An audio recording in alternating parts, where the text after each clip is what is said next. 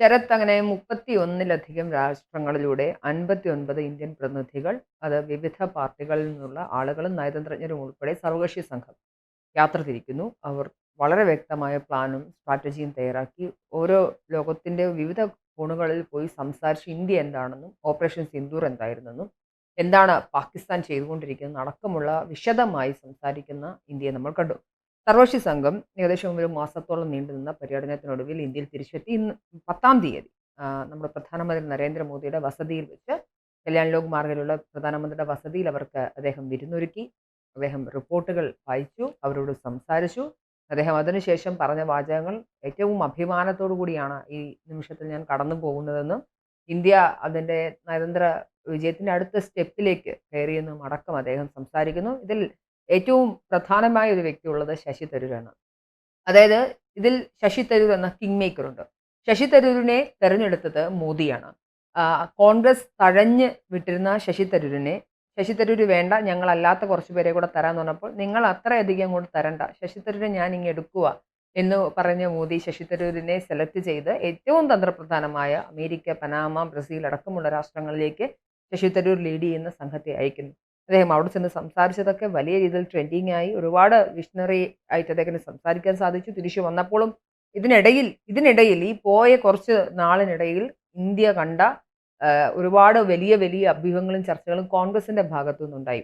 അതായത് ശശി തരൂർ എന്താണോ അവിടെ ഇന്ത്യയുടെ ഒപ്പീനിയനായി, ഇന്ത്യയുടെ അഭിപ്രായമായി പറഞ്ഞത്, അതിനെല്ലാം ഖണ്ഡിക്കുന്ന കോൺഗ്രസ് നേതൃത്വത്തെയാണ് കണ്ടത്.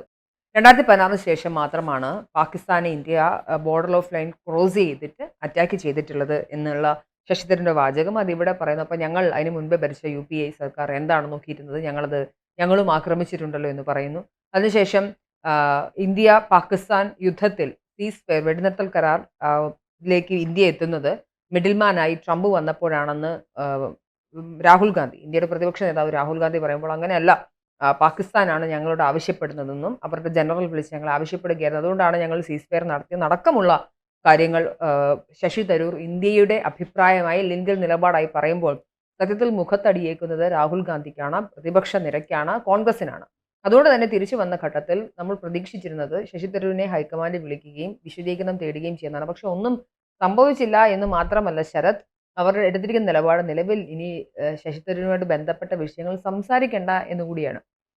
അത് പക്വമായൊരു തീരുമാനമായിട്ടാണ് നമ്മൾ കണക്കാക്കേണ്ടത്. അതായത് ഇത്രയും കാലം വായിട്ടലച്ചതിനൊന്നും ഒരു ഫലം കിട്ടിയിട്ടില്ല കോൺഗ്രസിന്. മാത്രമല്ല സ്വയം അവരുടെ എന്താ പറയുക അവരുടെ മണ്ണ് മാന്തുന്നതിന് തുല്യമായി പോയി. അവർ ശശി തരൂരിന് എന്താണോ ചെയ്തുകൊണ്ടിരുന്നത് അതിനൊക്കെ തിരിച്ചടി കിട്ടുന്നത് കോൺഗ്രസിനായിരുന്നു.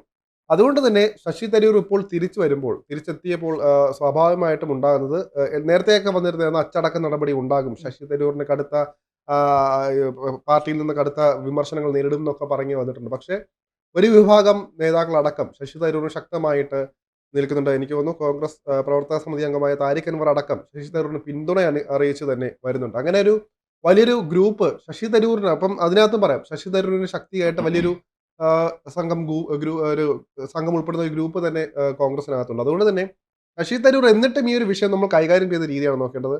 ഇതെല്ലാം തിരിച്ചറിഞ്ഞിട്ടും ശശി തരൂർ ഇവിടെ ഒന്നും, ഇപ്പോൾ നമുക്കറിയാം പവൻ ഖേര, അതുപോലെ തന്നെ ഉദിത് രാജ്, അതുപോലെ തന്നെ ജയറാം രമേശ് അടക്കമുള്ളവർ കടുത്ത വിമർശനം കടുത്ത ഭാഷയിലാണ് ശശി തരൂർ ഇവിടെയുള്ളപ്പോഴും വിദേശ രാജ്യങ്ങളുടെ സന്ദർശനം നടത്തിയപ്പോഴും ഉന്നയിച്ചത്. അതിനൊക്കെ വേണമെങ്കിൽ ശശി തരൂരിന് മറുപടി പറയാമായിരുന്നു. അദ്ദേഹത്തിന്റെ പൊട്ടൻഷ്യൽ വെച്ച് തിരിച്ചൊരു മറുപടി പറയാൻ, തിരിച്ചവർക്ക് വാ പോലും വെക്കാൻ പറ്റാത്ത രീതിയിൽ കൊടുക്കാൻ ശശി തരൂരിന് അറിയാം. പക്ഷേ എന്നിട്ടും അവിടെയും സംയമനം പാലിച്ചു, പക്വത പാലിച്ചു എന്ന് പറയാം. രാഹുൽ ഗാന്ധി അടക്കമുള്ളവർ പറയാതെ ഇപ്പം എനിക്ക് തോന്നുന്നു അവരായിട്ട് തന്നെ ഇതിനകത്തൊരു കലാപം പോലെ അയച്ചുവിടുക. സ്വാഭാവികമായിട്ടും ആൾക്കാരുണ്ടല്ലോ, ഉപദേശക സംഘങ്ങളുണ്ടല്ലോ, അവർ തന്നെ പറഞ്ഞു കാണും ശശി തരൂരിനെ ഇനി പറഞ്ഞു കഴിഞ്ഞാൽ അത് നിങ്ങൾക്ക് തന്നെ അത് ബാധിക്കും. പ്രത്യേകിച്ച് രാജ്യവുമായി ബന്ധപ്പെട്ട വിഷയമാണ് ശശി തരൂർ സംസാരിക്കുന്നത്, രാജ്യത്തുമായി ബന്ധപ്പെട്ട്. മാത്രമല്ല ഇത് വേണ്ട രീതിയിൽ കോൺഗ്രസിന് ഇത് ഹാൻഡിൽ ചെയ്യാമായിരുന്നു, ഒരു ആയുധമാക്കാമായിരുന്നു പല രീതിയിലും. നേരത്തെ പറഞ്ഞ പോലെ തന്നെ ശശി തരൂരിനെ അവിടെ ഒരു എന്താ പറയുക ഒരു ഘടകമായിട്ട് മാത്രം നോക്കിയിട്ട് ആ ഒരു വിഷയം കൈകാര്യം ചെയ്യാമായിരുന്നു കോൺഗ്രസിന്. അപ്പോൾ അവിടെയാണ് അവർക്ക് പാളിപ്പോയത്. മാത്രമല്ല തിരിച്ചു വന്ന ശശി തരൂരിനെ കേരളത്തിലടക്കം ആഘോഷിക്കാമായിരുന്നു. ഒരു തിരുവനന്തപുരം MP ആയ ശശി തരൂർ ഇപ്പോൾ ഒരു സർവകക്ഷി സംഘത്തിന്റെ അധിപനായിട്ട് പോകുന്നു. വിദേശ രാജ്യങ്ങളെല്ലാം തന്നെ നല്ല രീതിയിൽ ആശയവാദങ്ങൾ നടത്തുന്നു. അവിടുത്തെ മാധ്യമങ്ങളുടെ കയ്യടി നേടുന്നു. ശശി തരൂരിന്റെ ചോദ്യം മാധ്യമങ്ങൾ ഏറ്റുപിടിച്ച് പാകിസ്ഥാനോട് ചോദിക്കുന്നു. അങ്ങനെ വലിയ രീതിയിൽ ശശി തരൂർ ആഘോഷിക്കപ്പെടുമ്പോൾ, ലോകം മൊത്തമായിട്ട് ആഘോഷിക്കപ്പെടുമ്പോൾ ആ ആൾ തിരിച്ചു വരുമ്പോഴത്തേക്കും കോൺഗ്രസിന് ഒരു ആയുധമാക്കാൻ വേണ്ടി, പ്രത്യേകിച്ച് നിലമ്പൂരടക്കം ഇലക്ഷൻ നടക്കുന്ന സമയമായതുകൊണ്ട് തന്നെ നിലമ്പൂരിലടക്കം വേണമെങ്കിൽ ശശി തരൂർ വരാമെന്ന് പറഞ്ഞിരുന്നതാണ്. അതായത് 17 വരെ 18 വരെ UK-യിലുണ്ട്. എന്നാൽ പോലും ഇതിനിടയിൽ അദ്ദേഹത്തിന് വരാമായിരുന്നു. പക്ഷേ പ്രചാരണം നടത്തേണ്ടവരുടെ ലിസ്റ്റിൽ ശശി തരൂരിന്റെ പേര് ഇല്ല. അതും മനഃപൂർവ്വം തന്നെ ഒഴിവാക്കിയതാണ്. ഇതുപോലെ സർവകക്ഷി സംഘത്തിന്റെ പേരിൽ ഉൾപ്പെടുത്താത്തത് പോലെ അവിടെ നമുക്ക് മനസ്സിലാവും, അവിടെ പൊസസീവ്നെസ് അല്ലെങ്കിൽ ഈഗോ ഉണ്ടായിട്ടുണ്ട്. അതുകൊണ്ട് തന്നെ ശശി തരൂരിന്റെ പേരിൽ, ശശി തരൂർ വന്നു കഴിഞ്ഞാൽ എല്ലാവർക്കും അറിയാം അവിടെ ബാക്കിയുള്ളവർ പോലും അവിടെ എന്താ പറയുക ശശി തരൂരിനോടൊപ്പം എത്തില്ല എന്നറിയാം. അവിടെ ഒരു ഇമേജ് നമുക്ക് നോക്കുമല്ലോ, കോൺഗ്രസിന് എപ്പോഴും അതാണല്ലോ. ഇപ്പം ആൾ ഇപ്പം ഒരു വേദി എടുക്കുകയാണെങ്കിൽ അവിടെ ഞാനാണ് വലുതെന്ന് കാണിക്കാൻ വേണ്ടി കുറച്ച് പേര്, ഇപ്പൊ രാഹുൽ ഗാന്ധി വന്നു കഴിഞ്ഞാൽ അവിടെ ശശി പണ്ട് മുതലേ പറയാറുണ്ട്, കാണാൻ പറ്റുന്നവരെക്കാൾ കൂടുതൽ ആളുകൾ കോൺഗ്രസിന്റെ വേദിയിലുണ്ട്. അതിന് ഇപ്പൊ ഒന്ന് ആലോചിച്ച് നോക്കൂ, രാഹുൽ ഗാന്ധി വന്നു കഴിഞ്ഞാൽ ഇവിടെ കേരളത്തിലെ സ്റ്റാറുകൾ എന്ന് പറയപ്പെടുന്നത് സതീശനും അല്ലെങ്കിൽ സുധാകരനും അടക്കം അദ്ദേഹത്തിന് മുമ്പിൽ ഓച്ചാനിച്ച് അങ്ങനെ നിൽക്കുന്ന അവസ്ഥയിലേ കാണാറുള്ളത്. അപ്പൊ അതുകൊണ്ട് തന്നെ ഇപ്പോൾ ശശി തരൂർ വരികയാണെങ്കിൽ അവിടെ ശശി തരൂരിനെ ബാക്കിൽ നിർത്തിയിട്ട് സതീശനോ അല്ലെങ്കിൽ സുധാകരനോ അല്ലെങ്കിൽ ചെന്നിത്തലയ്ക്കോ ഒന്നും സംസാരിക്കാൻ പറ്റില്ല. ശശി തരൂരിനെ പോലെ ഒരാൾ ഇങ്ങനെ നിൽക്കുമ്പോൾ ഫ്രെയിം ഓട്ടോമാറ്റിക്കലി ശശി തരൂരിലേക്കേ പോകും, പ്രത്യേകിച്ച് ഈ ഒരു സമയം ഉള്ളത് കൊണ്ട് തന്നെ. പക്ഷെ ഒന്ന് ആലോചിച്ച് നോക്കുക, ആ ഒരു വിഷയം വെച്ച് ഇന്ത്യക്ക് വേണ്ടി സംസാരിച്ച ആൾ നമ്മളോടൊപ്പം പ്രചരണത്തിനുണ്ട് എന്ന് പറഞ്ഞ് വോട്ട് പിടിക്കാൻ എന്തുകൊണ്ട് കോൺഗ്രസിന് മുതിരുന്നില്ല? മറ്റ് വർഗീയ കക്ഷികളുടെയൊക്കെ സഹായം അഭ്യർത്ഥിച്ച് വോട്ട് തേടുന്നവർക്ക് എന്തുകൊണ്ട് രാജ്യത്തിന്റെ പേരിൽ അവിടെ വോട്ട് ചോദിക്കാൻ പറ്റുന്നില്ല? അങ്ങനെ കുറച്ച് കാര്യങ്ങൾ കൂടിയുണ്ട്.